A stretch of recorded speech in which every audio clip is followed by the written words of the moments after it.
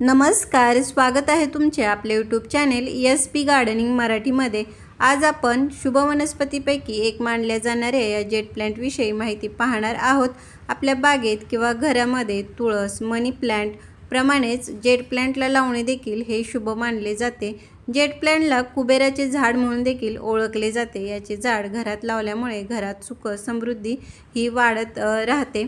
तर अशा या जेट प्लांटची काळजी कशी घ्यायची, त्याची चांगली वाढ होण्यासाठी, तो हिरवागार घनदाट होण्यासाठी याला कोणती खते द्यायची, जेट प्लांटला लागणारा सूर्यप्रकाश, पाणी या सगळ्या विषयीची माहिती देखील आपण या व्हिडिओमध्ये पाहणार आहोत। तर त्यासाठी व्हिडिओ कुठेही स्किप न करता शेवटपर्यंत नक्की पहा। आणि जर तुम्ही आपल्या चॅनेलवरती नवीन असाल तर व्हिडिओला लाईक व चॅनेलला सबस्क्राईब करायला मात्र अजिबात विसरू नका। ज्या लोकांना झाडे लावण्याची फार आवड असते मात्र त्यांच्याकडे लक्ष देण्यासाठी हा वेळ नसतो, अशांनी जेट प्लांट हे आपल्या बागेमध्ये किंवा घरामध्ये जरूर लावावे। कारण ते एकदा लावल्यानंतर त्याला जास्त लक्ष किंवा काळजी घ्यायची गरज नसते। त्याचबरोबर जेट प्लांटच्या या वाढीसाठी त्याला जास्ती खते देणे देखील आवश्यकता नसते। अगदी महिन्या किंवा 2 महिन्यातून एकदा कोणते एखादे घरगुती खत दिले तरी देखील या झाडाला हे पुरेसे असते। मात्र या झाडाला सूर्यप्रकाश आणि पाणी या 2 गोष्टी मात्र योग्य प्रमाणामध्ये मिळणे गरजेचे आहे। जेट प्लांट हे एक सकलन प्रकारामध्ये मोडते। याच्या पानामध्येच हा भरपूर ओलावा म्हणजे पाणी हे साठलेले असते, त्यामुळे या झाडाला पाणी अगदी प्रमाणशीर द्यावे। या झाडाला पाणी हे कमी मिळाले तर हे झाड कधीही खराब होत नाही, मात्र पाणी जास्त प्रमाणामध्ये दिले गेले तर मात्र हे झाड खराब होण्याची, सडण्याची ही शक्यता असते। त्यामुळे या झाडाला पाणी देताना हे नेहमी कुंडीतील माती हे चेक करूनच द्यायचे। म्हणजे कुंडीतील वरच्या बाजूची जी माती आहे ती थोडी म्हणजे 1 ते 1.5 इंच ही कोरडी होईल तेव्हाच या झाडाला हे पाणी द्यायचे आहे। त्याचबरोबर कुंडीतील मातीमध्ये हे पाणी साठणार नाही याकडे देखील हे लक्ष द्यावे। त्यासाठी कुंडीचे हे जे ड्रेनेज होल आहेत ते देखील हे चेक करावे, म्हणजे पाण्याचा निचरा हा व्यवस्थित होईल।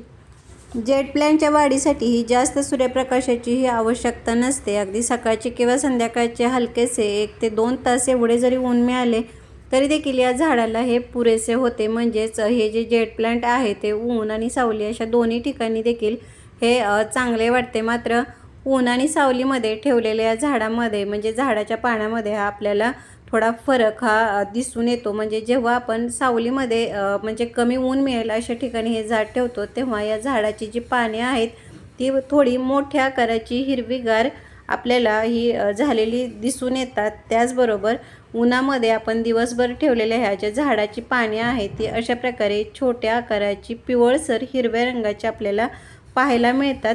दोन्ही ठिकाणी म्हणजे कमी ऊन आणि जास्ती ऊन अशा ठिकाणी ठेवले तरी देखील हे झाड अशा प्रकारे चांगले वाढते। फक्त पानामध्ये आपल्याला अशा प्रकारे हा थोडा फरक हा दिसून येतो। जेट प्लांटला हे घनदाट होण्यासाठी ह्याची वेळोवेळी ही छाटणी करावी। म्हणजे या झाडाच्या ज्या वाढलेल्या ज्या फांद्या असतात त्या वरच्या बाजूने या थोड्या कट करत जायचे, म्हणजे त्या फांदीच्या खालच्या बाजूने अजून खूप साऱ्या नवीन फांद्या ह्या तयार होतात आणि आपले हे झाड घनदाट होण्यासाठी ही मदत होत राहते।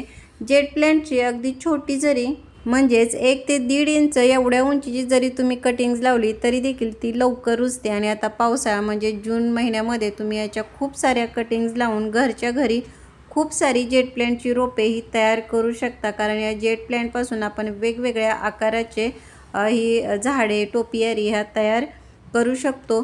जेट प्लांटच्या वाढीसाठी हे नायट्रोजन आणि कॅल्शियमयुक्त ही खते पुरेशी होतात। तर त्यासाठी आज आपण आपल्या घरातील ज्या 2 वस्तूंचा वापर करणार आहोत त्यातील ही जी पहिली वस्तू आहे ती म्हणजे ही वापरलेली ही चहा पावडर आहे। वापरलेल्या चहा पावडरचा जेव्हा आपण झाडांना खत म्हणून वापर करतो तेव्हा ती स्वच्छ धुवून उन्हामध्ये सुकवून नंतरच याचा हा वापर करायचा आहे। चहा पावडरमध्ये नायट्रोजनचे प्रमाण हे भरपूर असते आणि जेट प्लांटच्या वाढीसाठी हे नायट्रोजनयुक्तच खताची आवश्यकता असते। वापरलेल्या चहा पावडरऐवजी तुम्ही ताज्या चहा पावडरचा देखील हा वापर करू शकता। मात्र त्याचे प्रमाण हे कुंडीच्या आकारानुसार म्हणजे अर्धा ते 1 चमचा एवढाच करायचा आहे। आणि वापरलेली जी चहा पावडर आहे ती तुम्ही 2 ते 4 चमचे हे वापरू शकता। त्यानंतर मी या ठिकाणी ही अंड्याची काही टरफले देखील ही घेतलेली आहे।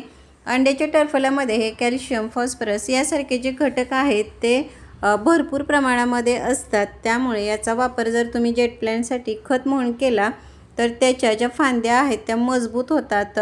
जेट प्लांटची पाने मोठ्या आकाराची हिरवीगार होण्यासाठी देखील या अंड्याच्या टरफलांचा खूप सारा हा उपयोग होतात. जर तुम्ही अंड्याची टरफले वापरत नसाल तर तुम्ही या ठिकाणी दही किंवा ताकाचा देखील हा वापर करू शकता. याचा वापर करताना एका झाडासाठी 1 ते 2 अंड्याची टरफले एवढीही वापरायची आहेत.